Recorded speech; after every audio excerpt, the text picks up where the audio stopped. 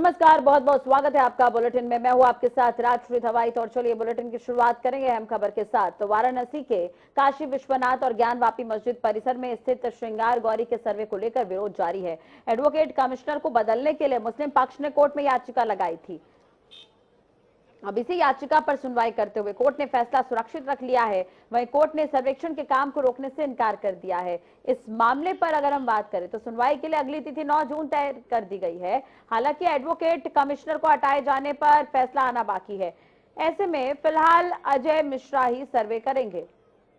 आपको ये भी बता दें कि ज्ञानवापी मस्जिद परिसर में सर्वे को देखते हुए पुलिस फोर्स और पीएसी को तैनात किया गया है। सिविल जज रवि कुमार दिवाकर की अदालत ने प्रार्थना पत्र पर सुनवाई की है।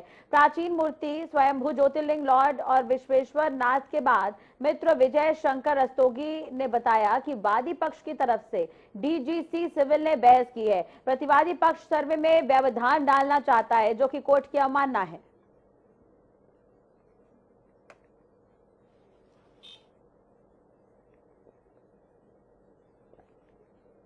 जो कृत्य मौके पर हुआ था पूरा देश देखा है।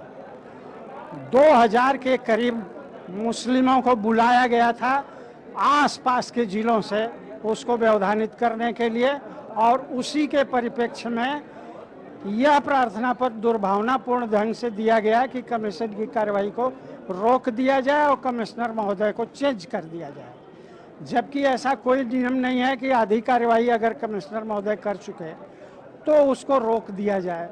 कमीशन की कार्रवाई पूर्ण हो जाए, उस पर अगर उन्होंने कोई रिपोर्ट गलत दिया है या मौके के अनुसार नहीं दिया है तो विरुद्ध पक्ष को यह अवसर प्राप्त है कि वह उसकी पूरी आपत्ति प्रस्तुत करे, उस पर न्यायालय विचार करेगी। चलिए, तो 3 बजे से सर्वे का काम शुरू हुआ है। अभी क्या कुछ चल रहा है, ज्यादा जानकारी के लिए बात करेंगे संवाददाता तौकीर किदवई हमारे साथ जुड़े हुए हैं। तौकीर, इस वक्त क्या कुछ चल रहा है वहां पर, क्योंकि आज दूसरा दिन है, सर्वे और फोटोग्राफी आज भी जारी है। देखिए, लगभग करीब 3 बजे टीम पहुंची थी और माना जा रहा है कि अभी काफ़ी देर तक ये कार्रवाई चलने वाली है। और ये भी बताया जा रहा है कि अगर आज ये कार्रवाई पूरी नहीं होती है तो कल फिर यानी कि रविवार को भी जांच टीम पहुंचेगी और सर्वे करेगी। तो फिलहाल जो आपने बात कही कि उसमें एक एडवोकेट कमिश्नर को हटाने की मांग की गई है, वो याचिका फिलहाल स्वीकृत कर ली गई है और 9 मई को इसकी सुनवाई होनी है और ये फैसला दिया जाएगा कि इनको आगे रखना है या टीम से हटाया जाना है। तो फिलहाल इस तरह की सुनवाई 9 की होगी और 10 तारीख को इसकी रिपोर्ट पेश होगी। पूरे जो सर्वे कमेटी है वो अपनी 10 मई को रिपोर्ट पेश करेगी। तो फिलहाल इस तरह का सर्वे जारी है, लेकिन सुरक्षा व्यवस्था के जो इंतजाम है वो पूरे किए गए हैं।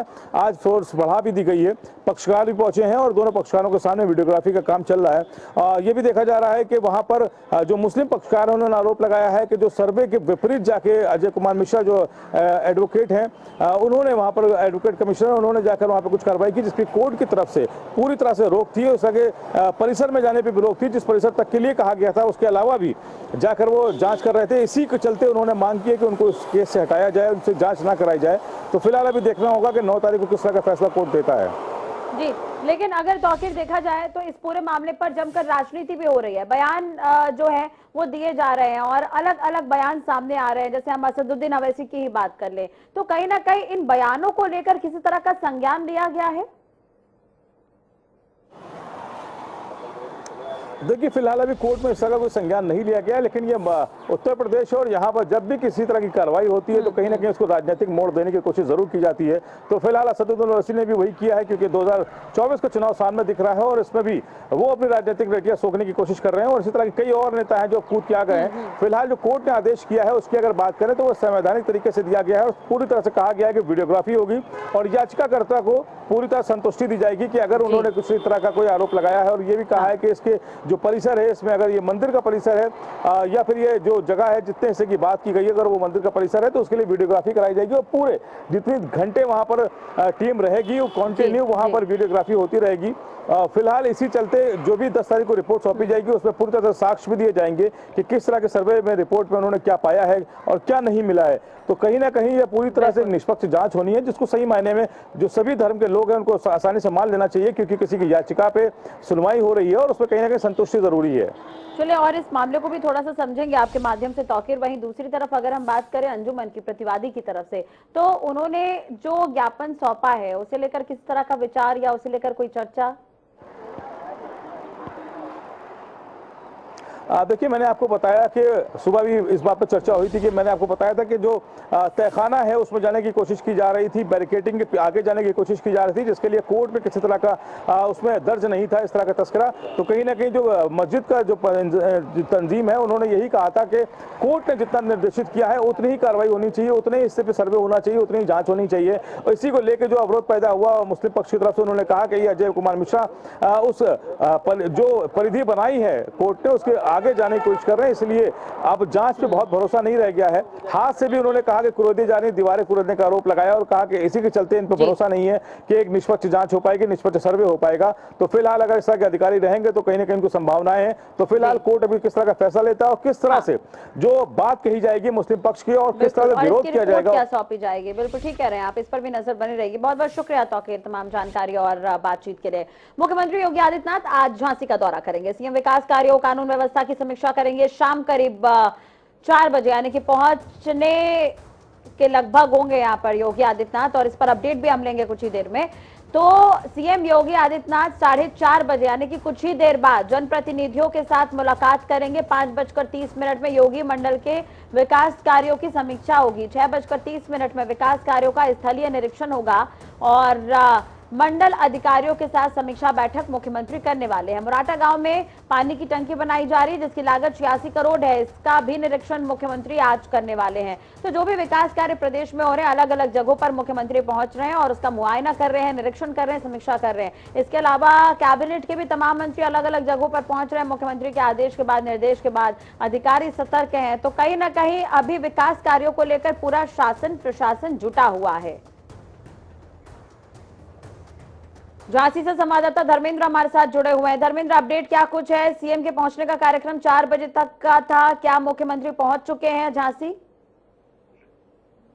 जी, मैं आपको बता दूं कि झांसी की बात करें, झांसी में मुख्यमंत्री जी आ चुके हैं। झांसी में मुख्यमंत्री जी सभागार में यहाँ बैठे हुए हैं। जो यहाँ पर जो ध्यानचंद स्टेडियम है वहाँ पर बैठ के वो यहाँ का उद्घाटन शिलान्यास कर रहे हैं। इसके बाद वो अपने आला अधिकारियों के साथ मीटिंग करेंगे। हाँ। जो अभी मीटिंग में जो कानून व्यवस्था को लेकर वो जो विकास कार्य किए गए हैं इन सभी पर लेकर वो अभी बैठक करेंगे, अधिकारियों से, आला अधिकारियों से अपनी वार्तालाप करेंगे। इसके बाद जो विकास कार्य किए गए हैं क्षेत्र में इसकी भी जाकर इसके भी कार्य की निरीक्षण करेंगे और अन्य चीजों के बारे में उनकी खास चर्चा की जा रही है। अभी इस पे कहाँ और क्या कैसे क्या करना है। इसके बाद भी वो अभी पेयजल की समस्या को लेकर भी यहाँ पर गांव में जाएंगे और पानी की टंकी की वहाँ भी देखेंगे जाके। बिल्कुल। आज क्या रुकने का कार्यक्रम है? मुख्यमंत्री योगी आदित्यनाथ क्या आज झांसी में ही रुकने वाले, इसे लेकर कोई जानकारी? वहीं दूसरी तरफ व्यवस्था क्या कुछ है सीएम के दौरे को देखते हुए? जी, मैं झांसी की बात करूं, झांसी की बताऊं अगर तो आज कानून व्यवस्थाओं को लेकर बड़ी चौकन्नी व्यवस्था की गई है। हर जगह पुलिस प्रशासन की तरफ से पूर्ण तरीके से चप्पे पे व्यवस्था की गई है और यहाँ पर एडीजी जो जॉन कानपुर उनकी तरफ से भी सख्त निर्देश है कि कहीं भी कोई लापरवाही न बरती जाए और पूरी तरह से देखरेख के लिए ही पूरी हर जगह चप्पे पर पुलिस है। और इसी बात को लेकर आज वो एक विशेष मीटिंग है जो कानून व्यवस्था को लेकर वहाँ की मीटिंग की जा रही है और शाम को यही सर्किट हाउस के यहीं रुकेंगे। कल सुबह निकलेंगे और यहाँ पर पेयजल की समस्या को लेकर निरीक्षण करेंगे, वहाँ जाकर फिर तो ललितपुर के लिए निकलेंगे। जी मैम, चलिए, बहुत बहुत शुक्रिया। नजर बनाए रखिएगा धर्मेंद्र, अपडेट आपसे लेंगे। ललितपुर और चंदौली में पुलिस पर आरोप की घटनाओं को लेकर आम आदमी पार्टी ने पूरे प्रदेश में कलेक्ट्रेट परिसर के बाहर जमकर प्रदर्शन किया। राजधानी लखनऊ में कलेक्ट्रेट के बाहर भी आम आदमी पार्टी के कार्यकर्ताओं ने प्रदर्शन करते हुए दोनों घटनाओं को लेकर सीबीआई जांच की मांग की है। आम आदमी पार्टी के कार्यकर्ताओं ने दोषी पुलिस कर्मियों के खिलाफ सख्त कार्रवाई करने की मांग की, साथ ही प्रशासन और सरकार के खिलाफ जमकर नारेबाजी की है। चंदौली और ललितपुर की घटना को लेकर आम आदमी पार्टी ने आज कलेक्ट्रेट पर आह्वान किया था कि वो प्रदर्शन करेंगे और लखनऊ कलेक्ट्रेट पे आम आदमी पार्टी के जो कार्यकर्ता हैं वो इकट्ठा हुए हैं। कुछ कार्यकर्ता हमारे साथ हैं। क्या वजह है आज आप लोग प्रदर्शन कर रहे हैं? सर, हम न्याय मांग रहे हैं। हम देश की बेटी सुरक्षित नहीं है इस देश में। आए दिन कोई ना कोई घटना होती रहती है। जो हमारे देश के रक्षक है वही भक्षक बन जाएंगे तो हम कहाँ जाएंगे? आपका कहने का मतलब सीधा है कि जो पुलिस पे आरोप लग रहे हैं वो कहीं ना कहीं उसमें निष्पक्ष जांच होनी चाहिए, इसी को लेकर? बिल्कुल जांच होनी चाहिए, सीबीआई जांच होनी चाहिए।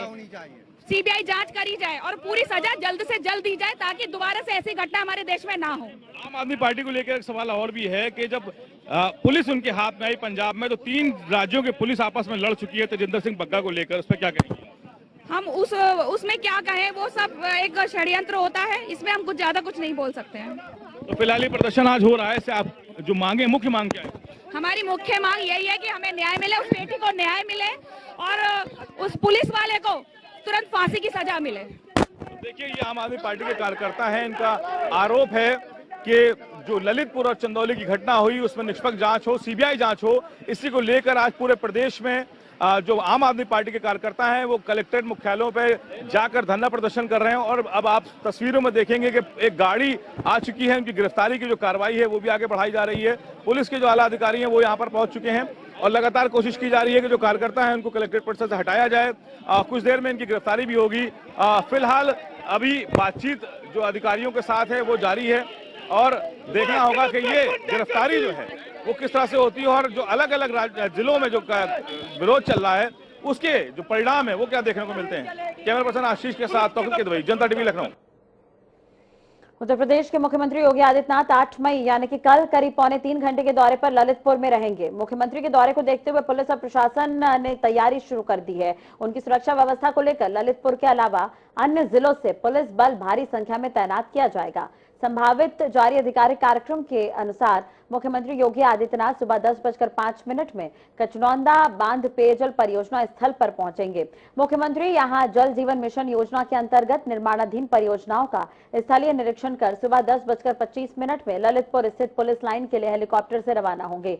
10:45 से 11:15 तक जनप्रतिनिधियों से मुलाकात होगी। 11:15 से 12:15 तक कई विकास कार्यों का स्थलीय निरीक्षण कर 12:15 में कथावाचक मुरारी बापू के कथा स्थल जाएंगे। मुरारी बापू के कथा स्थल पर लगभग आधा घंटा रुकने के बाद वो ललितपुर स्थित नेहरू महाविद्यालय प्रांगण से हेलीकॉप्टर से 12:50 में लखनऊ के लिए प्रस्थान कर जाएंगे। कांग्रेस नेता इरशादुल्ला ने आजम खान का एक पोस्टर वायरल किया जिस पर कांग्रेस नेता ने कहा कि आजम खान साहब 2.5 साल से जेल में बंद हैं और समाजवादी मुखिया अखिलेश यादव ने उनके साथ सौतेला व्यवहार कर रहे हैं। उन्होंने कहा कि अखिलेश यादव के परिवार के साथ ऐसा होता तो क्या वो चुपचाप बैठते। कांग्रेस नेता ने कहा कि फर्जी मुकदमे में आजम खान जेल में है। देखिए, पोस्टर मैंने जारी किया, उसका मकसद ये है कि जिस तरीके से समाजवादी के लोगों ने या अखिलेश ने या तमाम लोगों ने आजम खान के साथ सौतेला व्यवहार किया है, उसी पर हमने एक पोस्टर लगाया। पोस्टर का मकसद मेरा ये है कि माननीय आजम खान साहब, आप कांग्रेस में आइए, आपका स्वागत है। तो मेरा मकसद है कि जिस तरीके से समाजवादियों ने उनके साथ सौतेला व्यवहार किया है या अखिलेश ने 2.5 साल से वो जेल में और बहुत छोटे छोटे फर्जी मुकदमे में, तो वो उनको बंद किया गया है। और लेकिन हम उनके समर्थन, आजम खान साहब से, उनके समर्थन जितने भी उनके समर्थक हैं उनसे मैं अपील करता हूं कि आप तमाम लोग कांग्रेस में आइए, क्योंकि कांग्रेस मुसलमानों को जो सम्मान दिया है आज भी दे रही है और आगे भी दे दी। आज़ादी से पहले से जो भी आज तक कांग्रेस के अंदर रहा है, जो कांग्रेस ने मुसलमानों के साथ किया है, वो आगे भी सम्मान मुसलमानों के साथ करती रही है। प्रभारी मंत्री नंद गोपाल गुप्ता नंदी 2 दिवसीय दौरे पर शाहजहांपुर पहुंचे, जहां उन्होंने स्कूल और गौशालाओं का निरीक्षण किया। उसके बाद उन्होंने रात्रि विश्राम कर एक गांव में यहां पर वो रहे और चौपाल लगाकर ग्रामीणों की फरियाद भी सुनी। वहीं दूसरे दिन पार्टी पदाधिकारियों के साथ बैठक और उसके बाद कलेक्ट्रेट परिसर में अधिकारियों के साथ समीक्षा। इस दौरान प्रभारी मंत्री नंद गोपाल नंदी ने कहा कि प्रदेश में पहले गुंडे माफिया की सरकार थी, उनकी राजनीति सिर्फ जातिवाद पर निर्भर थी। 2014 से पहले एक पार्टी की केंद्र सरकार ने तो देश को गर्त में ही पहुंचा दिया। बीजेपी की सरकार देश और प्रदेश में सुधार कर रही है। वहीं उत्तर प्रदेश को उत्तम प्रदेश बनाना हमारी प्राथमिकता है। साथ ही उन्होंने आगे कहा कि बीजेपी सरकार बेटियों की सुरक्षा पर जोर दे रही है। सरकार ने जनता से भ्रष्टाचार को मिटाने का वादा किया है, जो पूरा हो रहा है। देखिए, जैसा कि आप सब विदित हैं, पिछली सरकारों ने, चाहे सपा, बसपा, कांग्रेस की जो सरकारें रही हैं, प्रदेश को ठगने का काम, लूटने का काम, प्रदेश को बर्बाद करने का काम उन्होंने किया। उनको मन में कभी नहीं रहा प्रदेश में अच्छी सड़कें हों, प्रदेश में इंडस्ट्री आए, प्रदेश में हॉस्पिटल्स अच्छे हों, हवाई कनेक्टिविटी अच्छी हो, ट्रांसपोर्ट सिस्टम अच्छा हो। उनको चिंता रही तो केवल और केवल अपनी और अपने परिवार की, और उससे बाहर आए तो अपनी बिरादरी तक सीमित रहे। लेकिन हमारी सरकार का नारा सबका साथ, सबका विकास और सबका विश्वास सिर्फ नहीं, नारा ये है, उद्देश्य हमारा ये धरातल पर दिखाई दे, इसके लिए लगातार हमने काम किया है। उत्तर प्रदेश के मिर्जापुर में सबसे बड़े सरकारी अस्पताल का दौरा करने पहुंचे कैबिनेट मंत्री भूपेंद्र सिंह चौधरी उस वक्त भड़क गए जब उन्होंने टॉयलेट के पास एक मरीज का इलाज होते हुए देखा। कैबिनेट मंत्री भूपेंद्र सिंह चौधरी के नेतृत्व में राज्य मंत्री दयाशंकर मिश्र, दयालु और सुरेश राही ने मंडलीय अस्पताल का निरीक्षण किया। इस दौरान अस्पताल के शौचालय के पास पहुंचे तो वहां मरीज का बेड देखकर हैरान हो गए। शौचालय के पास ही बेड लगाकर एक मरीज का इलाज किया जा रहा था, जिसे देखकर उन्होंने अस्पताल प्रशासन से नाराजगी जताते हुए इसे असहनीय बताया है। उन्होंने तुरंत मरीज को वार्ड में भर्ती कराने के निर्देश दिए। अस्पताल की साफ सफाई व्यवस्था से भी मंत्री संतुष्ट नजर नहीं आए। अस्पताल में अव्यवस्था से गुस्साए हुए कैबिनेट मंत्री भूपेंद्र सिंह चौधरी ने कहा कि यहाँ की व्यवस्था को मैंने देखा, इलाज की समस्या है जो चिंता का विषय है। आपको बता दें कि इससे पहले उत्तर प्रदेश के डिप्टी सीएम और स्वास्थ्य मंत्री ब्रजेश पाठक अचानक बाराबंकी जिला अस्पताल पहुंचे थे, जहां उन्हें देखकर हड़कंप मच गया था। चिकित्सा सुविधा बेहतर हो, कुछ लोगों ने एक्सरे टेक्नीशियन ना होने की बात कही है। यहाँ जो सुविधाएं, उन सुविधाओं की कमी भी है,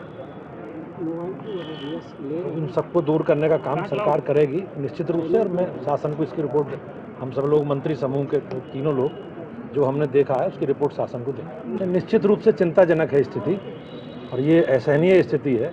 उसे तुरंत वार्ड में एडमिट करने के लिए उसका ठीक से उपचार कराने के निर्देश हम लोगों ने दिए। ताज नगरी में आगरा मेट्रो स्टेशन के नाम को लेकर चर्चा शुरू हो गई है, क्योंकि प्रोजेक्ट में बिजली घर चौराहे के पास बनने वाला मेट्रो स्टेशन का नाम जामा मस्जिद स्टेशन है, लेकिन अब इसको मन कामेश्वर स्टेशन करने की बात शुरू हो गई है। आपको बता दें कि उत्तर प्रदेश के डिप्टी सीएम आगरा मंडल प्रभारी आगरा में 2 दिवसीय दौरे पर थे, तो पहले डिप्टी सीएम मेट्रो स्टेशन का निरीक्षण करने पहुंचे तो वहां स्थानीय विधायक डॉक्टर GS धर्मेश ने एक प्रस्ताव रखा कि बिजली घर चौराहे के पास जो मेट्रो स्टेशन बन रहा है उसका नाम जामा मस्जिद है, उसका नाम बदलकर मन कामेश्वर स्टेशन कर दिया जाए। इस बात पर डिप्टी सीएम ने भी संज्ञान लिया। उसके बाद से ही नाम को लेकर शहर भर में चर्चा शुरू हो गई है। जामा मस्जिद स्टेशन के नाम बदलने को लेकर अभी समी अगाई का कहना है कि नाम को लेकर विवाद है, तो किसी भी धार्मिक स्थल के नाम पर इसका नाम ना रखकर स्टेशन का नाम डॉक्टर BR अम्बेडकर स्टेशन रख दिया जाए, क्योंकि आगरा दलितों की राजधानी है। और हमारे उत्तर प्रदेश के उप मुख्यमंत्री माननीय केशव प्रसाद मौर्य जी आगरा के प्रभारी मंत्री भी हैं और उन्होंने कल मेट्रो का स्थलीय निरीक्षण भी किया, जिसमें हमारे छावनी क्षेत्र के विधायक महोदय ने उनके सामने एक स्टेशन का नाम जो पूर्व में एक धार्मिक स्थल के नाम पर था उसके स्थान पर किसी दूसरे धार्मिक स्थल का नाम प्रस्तावित किया, जिसको उन्होंने मेट्रो के अधिकारियों को आदेशित भी किया है। मेरा इसमें मानना यह है, जब मैं समझता हूँ कि आगरा दलितों की राजधानी है और जहाँ पर स्टेशन प्रस्तावित है उसके सामने ही अंबेडकर पार्क भी है, साथ ही साथ आगरा रेड फोर्ट किला भी है, तो अगर कोई अच्छा संदेश देना चाहते हैं तो बजाय धार्मिक स्थलों के स्थान पर डॉक्टर BR अम्बेडकर के नाम पर अगर उसका doctor BR Ambedkar metro station नाम रखा जाए वो ज़्यादा उचित होगा। ये राजनीति का एक हिस्सा हो सकता है, एक प्रपंच हो सकता है, एक विवाद का एक मुद्दा हो सकता है लोगों के लिए, लेकिन हमारे लिए एक आस्था का प्रश्न है। और सबसे प्रमुख बात है कि इस नामकरण को लेकर के मेरी शुभकामनाएं हैं। और आगरा चूंकि भगवान शंकर की नगरी रहा है, 4 दिशाओं में 4 महादेव रहे और मध्य में बाबा मनकामेश्वर नाथ जी हैं, तो अगर सबसे प्रमुख बात है, अगर मनकामेश्वर नाथ जी के दरबार के ठीक सामने अगर मेट्रो आ रही है तो उसका नामकरण में श्री मनकामेश्वर मेट्रो स्टेशन में क्या बुराई है, पहली चीज। दूसरी चीज मैं एक प्रश्न करना चाहता हूं, अगर ईदगाह पर इसका होता तो वहां ईदगाह नाम रखा जाता तो क्या उस पर भी यही चर्चा का विषय होता? तो मुझे लगता है ये सब बेकार की और एक केवल और केवल प्रचार और प्रसार प्राप्त करने की एक थोती राजनीति है और उसको मैं कहीं से भी मैं इसको स्वीकार नहीं करता। इधर एटा में बीजेपी के चेयरमैन तालाब पर अवैध कब्जों और घोटालेबाजों के खिलाफ कार्रवाई को लेकर अपनी सरकार के खिलाफ ही जिलाधिकारी कार्यालय के पास बने धरना स्थल पर आमरण अनशन पर बैठ गए। उन्होंने जिला प्रशासन पर दोषियों के खिलाफ कार्रवाई न करने का आरोप लगाया है।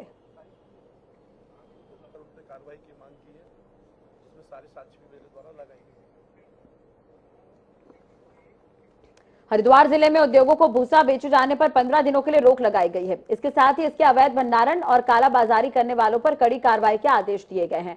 उक्त आदेश जिलाधिकारी हरिद्वार विनय शंकर पांडे ने जारी किए हैं। आगे लोगों को वक्त पर भूसा दिया जा सके या पशुओं को चारा दिया जा सके, इसलिए यह महत्वपूर्ण कदम उठाया गया है। इधर कांग्रेस प्रदेश कार्यालय में उपनेता प्रतिपक्ष भुवन कापड़ी ने प्रेस वार्ता कर बीजेपी सरकार और सीधे मुख्यमंत्री पुष्कर सिंह धामी पर गंभीर आरोप लगाए। उन्होंने कहा कि कोविड काल में हॉस्पिटल्स में ड्यूटी देने वाले मेडिकल स्टाफ को एक तरफ तो सरकार ने कोविड वॉरियर का दर्जा देकर सम्मानित किया और दूसरी तरफ कोविड काल समाप्त होते ही कार्य मुक्त कर दिया। जब इसका विरोध मेडिकल स्टाफ ने किया तो मुख्यमंत्री आवास पर उनके साथ पुलिस वालों ने बर्बरता की, जिसकी जांच भी नहीं हुई। इसके अलावा उन्होंने सीधे मुख्यमंत्री पर खनन में लिप्त होने के आरोप भी लगाए हैं। चंपावत चुनाव को लेकर भी बयान दिया। मुख्यमंत्री चंपावत से डरे हुए क्योंकि चंपावत के लोग जानते हैं कि खटीमा में 10 साल कुछ नहीं हुआ। खटीमा और चंपावत मिला हुआ है, बनबसा टनकपुर, और गांव-गांव में चर्चा यही चल रही है कि भैया ये तो कुछ काम नहीं, खटीमा में हुआ नहीं, कुछ हुआ नहीं, खाली फर्जी बातें होती रही, तो इसका भी उनको डर है। चलिए, इसी के साथ ही फिलहाल इस बुलेटिन में इतना ही। अपडेट्स के लिए आप देखते रहिए जनता टीवी। नमस्कार।